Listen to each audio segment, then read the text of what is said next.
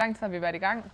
Jeg har været i gang i 2 uger. Vi har været i gang i 2 uger. Jeg er færdig med betongulvet nu. Der er lige en lille smule hernede. Jeg skal også en væg her til at starte med. Den er også revet ned. Og gulvet var jo hævet 80 cm op i den afdeling, så vi har gravet 3 lag gulve, eller hvad var det? omkring 80 tons væk herfra.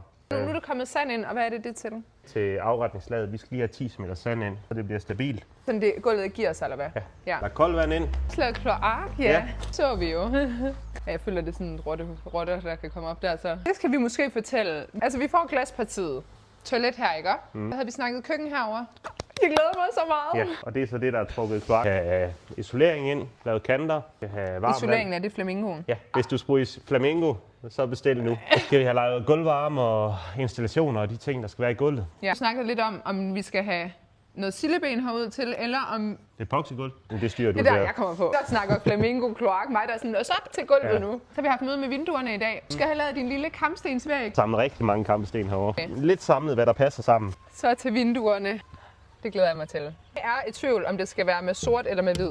Det skal være sort. Men hvad så med det derhen? Vil du også have sort derhen? Måske bedst til taget. Det passer til. Der er ikke noget hvid her. Nej, hørte du, hun sagde grøn? Armigrøn. Muligheden er der. Nej. Jeg tænker også, at vi skal have det her så med sort. Ja. Så vil jeg snakke sort tag på stuehuset. Ja, det er næste projekt. Jeg tænker, at det er født med sorte vinduer, det her hus her, så vi bevarer det sorte vindue. Fredag næste uge, gulv, færdig. Ja. Ja, mener du det? At der er lagt gulv her fredag i næste uge? Altså betongulv. Altså, vi lægger ikke gulvbrædder og sådan nogle ting. Vi skal have alle de her hanebånd ned, og vi skal have erstattet med noget nyt. Jeg har også en idé til, hvordan det skal være, men det kommer vi til. Ed og røv mig flot. Ja. Det gør det.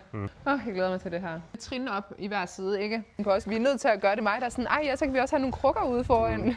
I fuld bredde af vinduet hen. 1, 2, 3 krukker, og til fødselsdag en flagstang. Gjorde der en god opdagelse. Der var faktisk en, der havde skrevet og været sådan, hvad gør I med den kampstenssokkel? Der er støbt sokkel ned til det niveau, vi har nu. Ja. Og så er det løs kampsten, der er under. For at undgå at komme for langt ned. Det ved jeg så ikke lige, hvad det betyder. Det er spændende.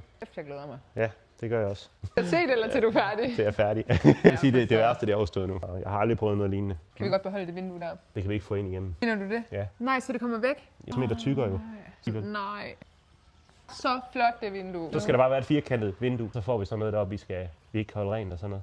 Det bliver dumt. Det tager vi lige. Ikke? Ja. Det snakker vi om, skat. Ja. Ja. Så næste projekt, det sidste ud. Ret af. Sand på. Koldt vand. Isolering. Gulv på Kanter. næste fredag. Ja. Godt, skat.